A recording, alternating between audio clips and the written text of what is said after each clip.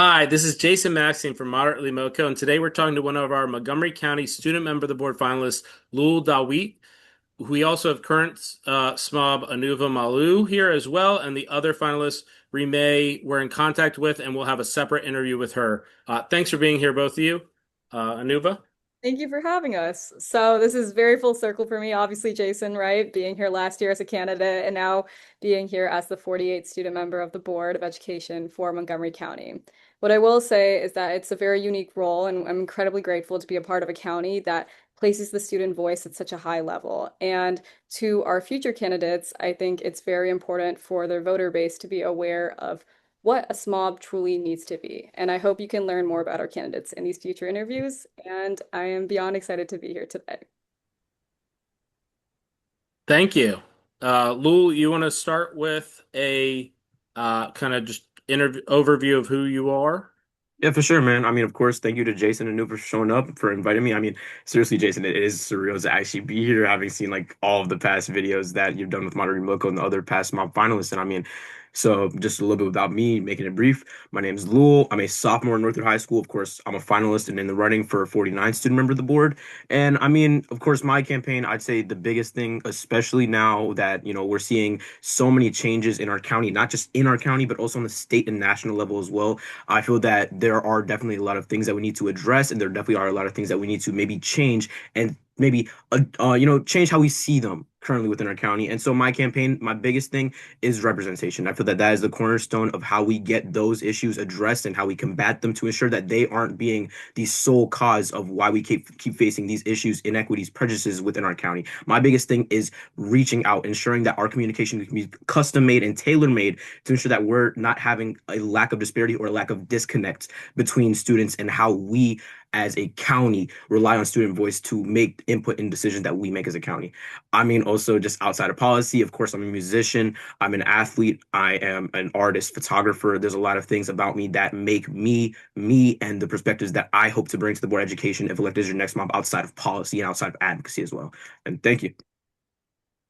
Thank you. So we're going to go right into some basic questions. First one is, do you support reinstating final exams? I'll say this. I feel like this definitely comes with a lot of moving parts. I'd say overall, flat out, I don't support it. Though I feel that with that, there also are a few ways I feel that final exams could be implemented, though with significant changes. I feel that reinstating a final exam overall to determine your overall grade in a class or semester isn't necessary. But I feel that maybe for a quarter, I feel that that could be necessary, and I feel that it could maybe help bring back, the strictness that we hold to academic standards within Montgomery County. Great. So in a similar vein, do you favor the 50% rule, or like what are your thoughts on it? I know it's kind of changed in recent years, but I do have to agree with the overall consensus of the county. I do definitely disagree with how we've been moving about it this past year. Of course, it definitely has brought a lot more realistic standards to academics within our county, and it definitely has shown a lot of the holes that exist within academic and the academia and the opportunity gap within our county. But I feel that it has overall been more of a negative impact and has left more negative implications on the students and staff as well of Montgomery County rather than a good force at that. hmm yeah. And do you support a required financial literacy course? Hmm. I'd have to say I feel that that definitely is something that we as a county have been overlooking. I feel that that is something that should be just as necessary as any other gen ed course, whether that be math, English, or science. I feel that that should be something necessary that we should have in Montgomery County. And of course, I feel that I would, of course, continue to push and advocate for that, building on the work of our current small maneuver in trying to bring that to Montgomery County Public Schools. Thank you. And this one I feel like is kind of it's something we ask every year, and yet it seems every year it's more and more important. Which is, do you support like the SROs and CEOs being in schools? I know there's been a lot of recent, guns in schools and other issues. So, So I'll be this one. I feel like I'm gonna be a bit truthful. I'm gonna be a bit honest here, especially as an African American student in Montgomery County, and especially seeing what we've seen at Thomas S. Woon High School, at Montgomery Blair High School, and seeing, honestly, this truthfully, a more militarization of our schools, and having that kind of presence within our schools. I personally feel, especially as an African American student, and I feel that a lot of other students, a lot of other minority students at that, can feel the same way in regards to having SROs in our schools. I feel that it can definitely create an unsafe environment. Though with that, there are, of course, also, the implications that come with keeping our schools safe at that. So I feel that if there is a way that we can meet that mark, we can meet halfway on keeping SROs in schools while also, maintaining that kind of positive uplift attitude about why we need them in schools and being able to actually educate students as to why instead of, persecuting them and keeping them scared of, in law enforcement, whether it be security or even SROs at that, would definitely be optimal. And I would, of course, strive to continue to do that as mob. Yeah, it was a good answer. And and I just want to say, like, when I say good answer, what I mean is that I appreciate the not black and white answer of, yes, no, right? It's about shades of gray and figuring out stuff that actually works and stuff like that. Generally. So rank the following factors in terms of importance when discussing boundary studies: utilization, diversity, proximity, and assignment stability. I feel that honestly, diversity and utilization diversity and utilization go hand in hand. I feel like those are honestly interchangeable because without them, you're gonna have a lack of diversity, whether it be ethnicity, whether it be socioeconomic status, whether it be academic capability. And so I feel those go in hand, and I feel that because of how interchangeable they are together and deciding one another, they are honestly the most important. Then I would say was the other two. I'm so sorry. Proximity and assignment stability. So like So how close you are and like, not making multiple changes over recent years to like the same group cohort. So I feel proximity stability is the second biggest thing going hand with that because I mean, of course, if we're gonna keep changing it, of course, students aren't gonna be, I guess like accepting of the same thing. So I mean, if I'm speaking on personal experience, a lot of Northwood students, of course, being at the North Bethesda Holding School at Woodward, being so far away from like our original Kemp Mill area, that has definitely put a negative and detrimental at that impact within our community. And I feel that we have seen that a lot in whether it be school spirits, whether it be academics, whether it be, our AP rigor, our, MC rigors and stuff like that. And so I feel that that goes in hand and that is honestly just as important as diversity and as, proximity. And then last one would have to be assignment. Assignment stability. Yeah. Yep. So I feel like, of course, they're all important, but I feel that assignment Right. stability. I mean, like, we've seen with the DCC and NEC, there have been successes, but there's also been failures in making sure that, the particular programs we have at our DCC and NEC schools, if we're looking at those in particular, like IB or maybe the, magnet programs that exist at Montgomery Blair or Springbrook or Blake, those are being equitable at the same time. Great. Thank you.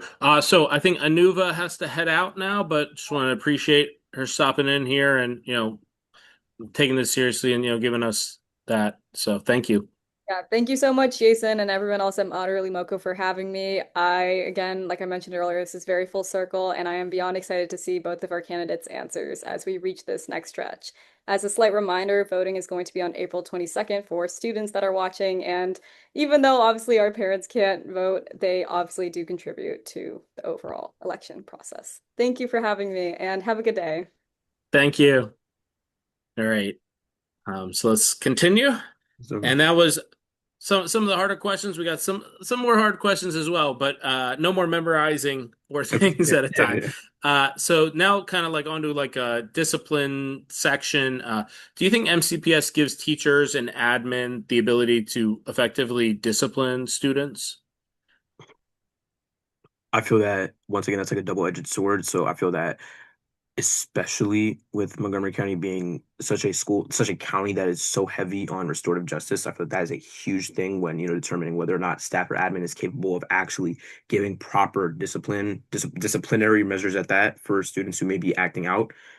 I honestly feel that overall, looking at it just flat out, honestly, I feel that they don't have enough to be able to, they don't have enough ability to do that because once again, if we are going to be continuing to have instances of honestly overdoses, fights, stabbings, shootings, honestly, if we're going to continue to be having those instances, I feel that we are not doing enough as a county to prevent the issue head on and address those students and ensure that they are being properly looked over and being properly protected by our county. And that, in going in hand with that, our staff, our admin, who are supposed to be looking over our students to succeed in our county. And so I feel that they're not, because they don't have enough to do that, they're not able to do enough. And so I feel that as SMOB, I wanted to look at maybe how we address restorative justice in particular instances, so that can go from maybe in instance of a fight or overdose or something of sexual, domestic violence, whatever it may be, to ensure that it's properly being addressed rather than one issue, one size fits all. Mhm. And that kind of heads into our next question, which is what do you think is and isn't working as far as restorative justice in MCPS? So if I'm going to go once again into a more, personal topic, I do have a few peers who have been affected by, domestic violence, partner abuse, dating abuse, stuff like that, right? They have, taken these issues up with, maybe whether it be counseling, a wellness center at their school, an equivalent, or even admin. And I feel that the way they have gone about those procedures, the way they have gone about restorative justice for, these people who are acting out these, instances of honestly hatred, prejudice, disgusting acts at that, the way they are going about, persecuting them, the way they're going about providing them disciplinary measures, I feel that it is significant. I feel that they're not taking it seriously. They're not taking it into perspective. They're not looking at it from their own shoes. They're not looking at it from their own perspective and thinking, if this was me, how would I feel to have the person who abused me for weeks, for months, sitting right in front of me when they're getting a slap on the wrist about, abusing me physically, verbally, mentally, whatever it may be, just for them to walk away with maybe at max an in-school suspension. I feel that it is so disgusting on our part of the county that, we aren't making these instances, we aren't practicing restorative justice to its fullest extent to actually, you know, bring victims, bring people who have been, incited these like, acts of hatred, prejudice, hate crimes, whatever it may be upon, and bring, those instances to light. Make sure that on top of persecuting people who are acting on these, acts, ensuring that the populace, the rest of Montgomery County, is actually being taught morally, honestly, what is good and what isn't, and how we can combat that issue from the beginning. Thank you. That was a bit of a response, but it's that's No, no, no. I mean, that's how we're all made, right? Is that things that have affected us personally or people we know, um, you know, it's good to be passionate and, yeah.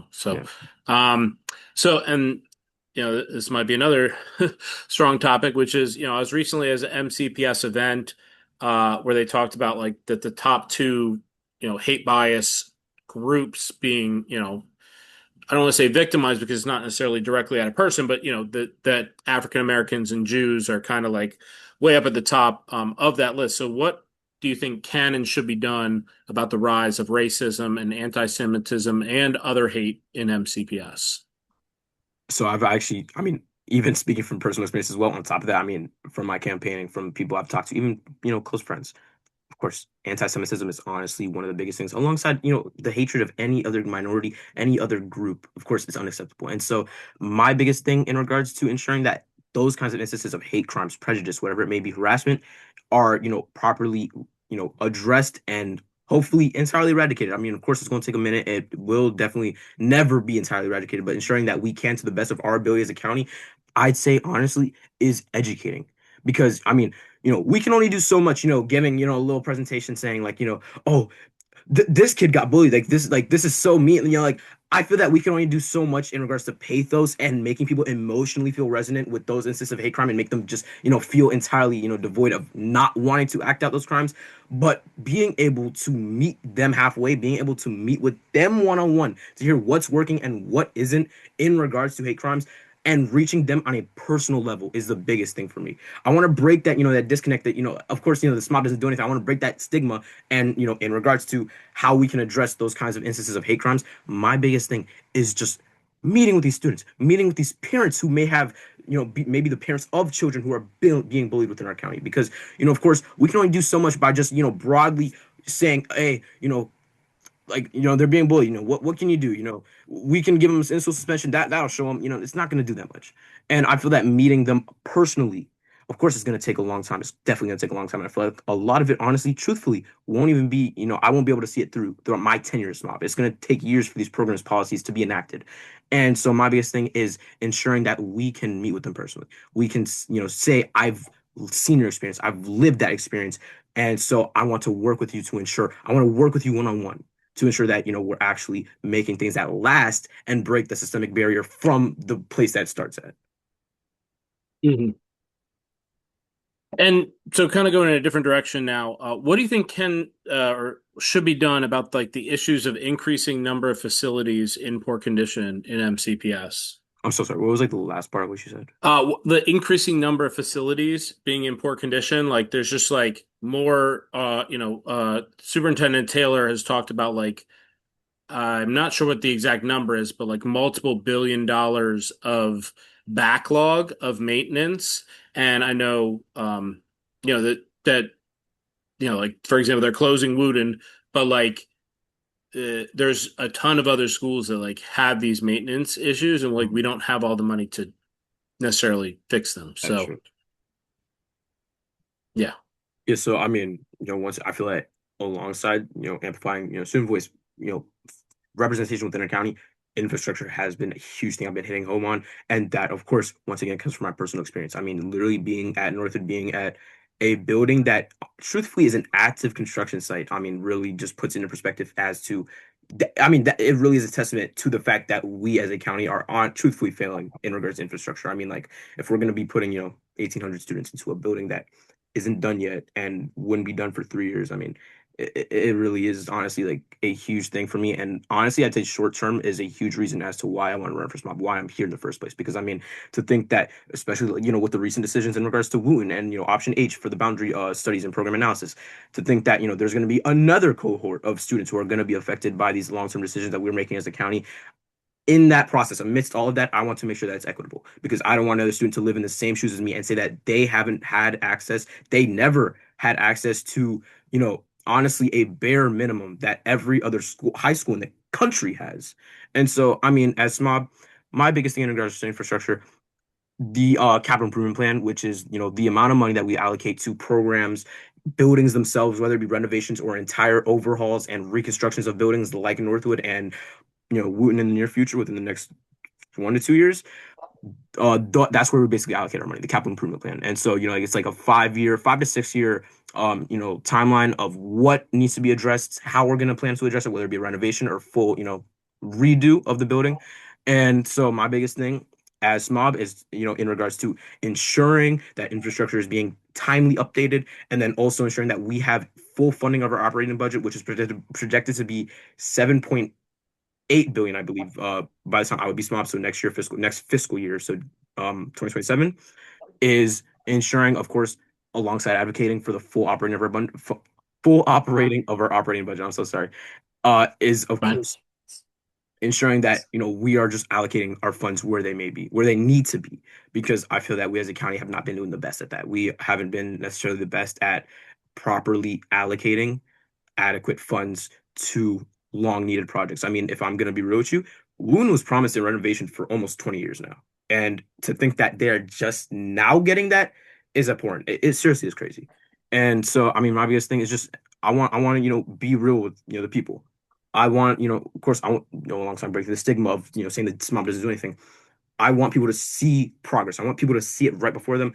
And that only can be possible by visiting them, by, of course, meeting with them, continuing to meet with them, by, saying, instead of just speaking on these issues with no prior knowledge, meeting with these students to meet with the students who are being directly affected by those. Because if I had that when I was in eighth grade going into Northwood, knowing that it was not even done, that would have, put me at ease. It would have definitely relieved me a lot more to know that I had a SMOB who was representing my best interest and who knew that, despite the fact that it wasn't going to, work the best, we're still, working to a resolution that can ensure there's no more delays in the building, maybe, or ensuring that we're able to actually be back at the, old, like new facility in time.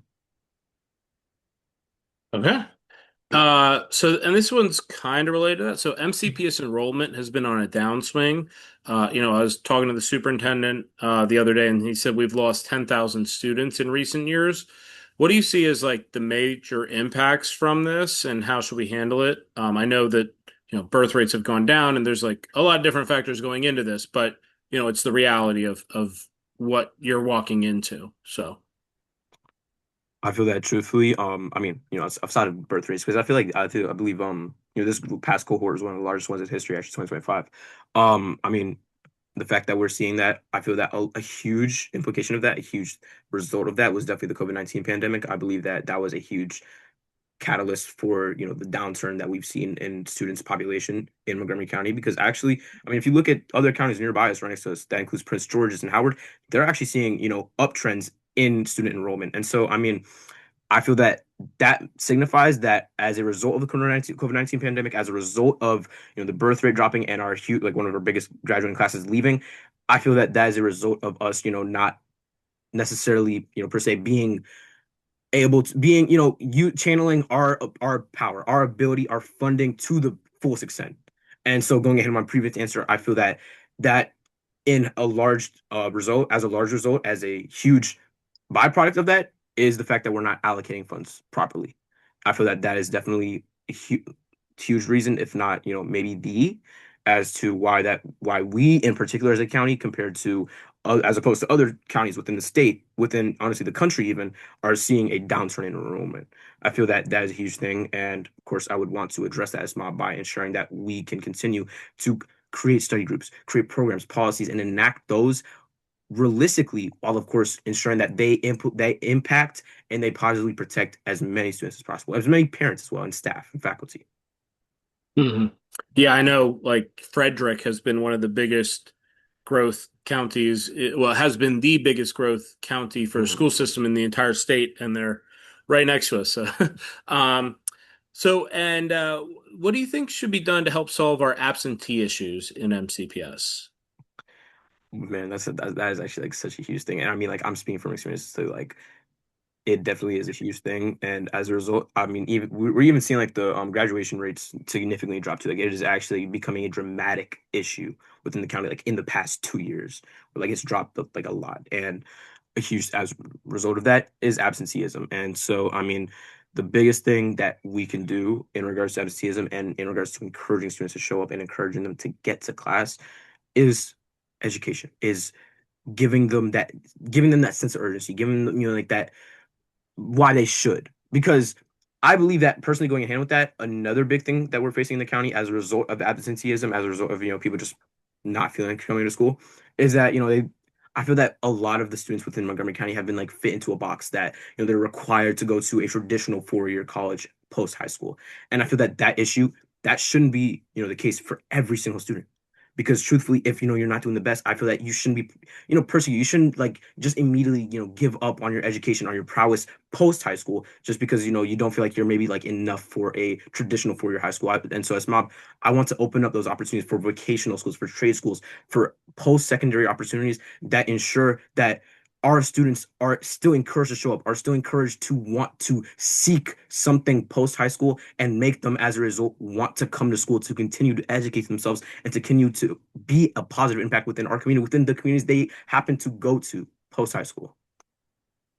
Yeah, I'm a really big, fan of trade schools and meeting students where they are, like versus, not everyone is going to go there. And even if they might choose to go to a 4-year college, it may not be the best route for them. They may end up with a lot of debt and then not even using it. So, yeah, I was just looking at it like, wait, how do I not even have any questions about trade schools? You brought it in. So it kind of like a little more personal, open-ended questions. What role do you think parents should have in MCPS related issues? I'd say this huge thing that I have seen, in the past months in this past, school year, I have seen that I seriously applaud the students of the parents of MCPS for like, willing to do and willing to take this far has been the recent, lobbying for, boundary studies. I've seen, at every board hearing, every like, board business hearing I've been to at the Board of Education in Rockville, I have seen numerous parents. I'm telling you, like the entire room is just filled with hundreds of parents from, every cluster in Montgomery County, lobbying and testifying, with so much passion about, how they feel about the program and boundary analysis. I've seen so many differing perspectives, opposing takes as to what should be the future for Montgomery County. And so as a result of that, as a result from that perspective and experience, I feel that honestly, like the biggest thing that parents can be doing for their children is to continue to do that. Continue to be civically engaged within your county. And that also goes for students as well. But, of course, because a few students, like, middle schoolers and younger and elementary, of course, are, a bit young, I feel that they're not, as, eager to want to do that. High schoolers, of course, they can show up. But I feel that a lot of parents, a lot of their job as parents is to just be involved. Be involved in your kids' lives. And I feel that because of that, I feel that a lot of parents and communities that have shown up, that have lobbied and testified at the board are, ironically, the schools and communities that have the most, school spirit. They have the most PTSA engagement. They have, the parents that actually show up to events, to pep rallies, games, whatever it may be. And so, as opposed to that, the schools and areas that that may be more underserved are the ones that are unfortunately, being neglected of that kind of, opportunity. And I can say that as well. I feel that truthfully, a lot of the schools in the DCC and NEC are definitely facing the brunt of that kind of, downturn in, showing up and wanting to lobby and wanting to be, part of your kid's life. And I feel that that is a huge opportunity, a huge job of a parent at MCPS. Hmm. What issues do you find important that are not being discussed by MCPS, the Board of Education, and the county at large? Of course, I feel like, I mean, I feel like maybe you've heard this too, actually, in past interviews. I feel that, of course, something that we're definitely not taking seriously is mental health of students, man. I mean, like, it is such a it's such a shared issue that we face not in the county, not in the state, but globally. And I mean, like, a lot of students, a lot of teachers, parents, staff, faculty, whatever it may be, they honestly aren't taking it seriously. And I feel that a huge a huge reason as to why a lot of students are resorting to maybe using illicit substances or maybe getting into like violence with outside of school and even inside of school is because of this stress, because of this pressure to continue to excel academically, continue to hold high standards that honestly, truthfully, in a lot of scenarios are unrealistic. And I mean, the biggest thing I would want to do as SMOB in regards to combating the mental health the mental health crisis within Montgomery County in particular, is ensuring that we have spaces for these students to go out and, just let out that pressure. And I feel that we can definitely do that by implementing wellness centers or equivalent, because, I feel that once again, speaking from personal experience, having one at Northwood, having one at my school, and being able to go there, once in a while when I'm stressed for maybe an AP exam season coming up or something like that, being able to just go out there and just let it out, maybe sit there for maybe 30 minutes to an hour and just, like chill there. I mean, that definitely helps a lot. And I feel that, a lot that same can be said for schools that already have those. And I would hope that the same can be said for the schools that would have these implemented if I were to continue to advocate for them as your next spot. Gotcha. If the school board gave you $1 million to spend on schools as you wish, what would you do? And I know The school I'll preface on this what? with this is not, yeah, this is a tiny part of the budget, but like, like let's say you had $1 million that was just for one specific thing that you wanted to, focus on. I'm so sorry, man. What was like the first part? Was you say if you spend $1 million? If the school board gave you $1 million to spend on schools as you wish, what would you do? Oh, schools as okay. So I feel like there's like multifaceted. So I'd say if I'm thinking like strictly from like a board member perspective and I'm thinking like solely for like, the better of the county as a whole, I would say infrastructure. Like, we are a lot of schools are long overdue for it, and I've been heavily campaigning on that. I do definitely want to follow through on that as mob. That is definitely a huge thing, and I feel that it's a very, universal topic amongst Montgomery County students, staff, faculty, parents. If I'm thinking more personally, I just school lunches, man. I mean, of course, students, always complain about it, and I feel that truthfully, some of it may be exaggerated, but I feel that $1 million can definitely do a lot for school lunches, and of course, that's gonna. I feel like a lot of students can benefit from that, and I'd say in regards to that in particular, school, and like in school lunches in particular, I'd say just being accessible, just providing more options for students who may practice a religious, maybe practice something religiously, who maybe have dietary restrictions. I mean, I have a lot. Honestly, I'm allergic to a lot of things, and so I feel that that can definitely benefit students like me, students who are religious, like stuff like that, man. Okay. Only two questions left. We're almost All there. right, that's good. Uh, so, and this kind of relates back to what you're talking about, the mental health stuff. So, what do you do for self-care, and how would you promote like school life balance for all students? I mean, it's so straightforward. I mean, honestly, all I do, man, on my bed, on my phone for a little bit, like right after school, I just, sit there for maybe like 40 minutes. And I feel pretty good. Like I feel like, solid enough to, go out and do meetings like these, go out and do events like these, especially when campaigning for SMOB. It's been, of course, stressful. It's only gonna get even more stressful, especially leading up to election day. And so I mean, just being able to just rewind, just maybe talk to friends, call a few friends as well, just right after school. I mean, I know it's like so generic, but I mean like it definitely helps a lot. No, I think it makes a lot of sense. My kids are younger, but they do the same thing. Like they come home and they need that time to recharge and not just go right to the next thing immediately, which, I think that's kind of everyone does, right? It's like, oh, we got this next activity. We got to do homework. We got to do this. And so, yeah.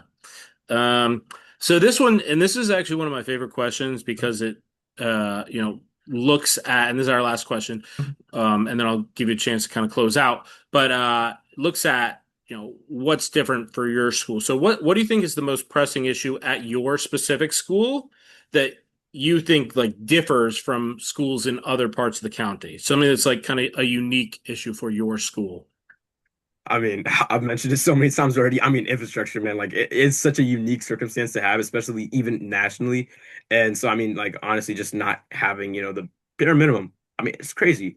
And I feel that, of course, because it's such a unique circumstance, I feel that it is honestly, easy to address and fix from the Board of Education, from there. And I could definitely, as SMOB, and so, I mean, of course, that means, of course, upping the funding for the capital improvement plan and ensuring that there aren't any more delays. We're being timely. We're being real with the Northwood community who's being affected by these changes, by these renovations, construction.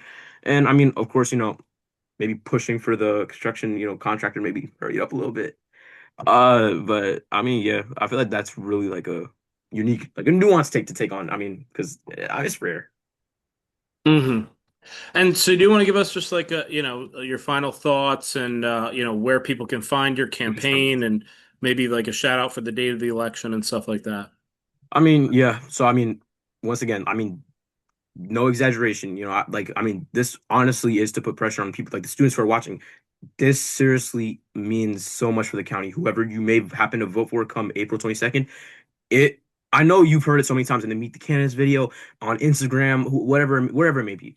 But seriously, like throwing away your vote is gonna hurt you, it's gonna hurt your siblings, it's gonna hurt your classmates even more than voting for maybe my opponent or voting for me.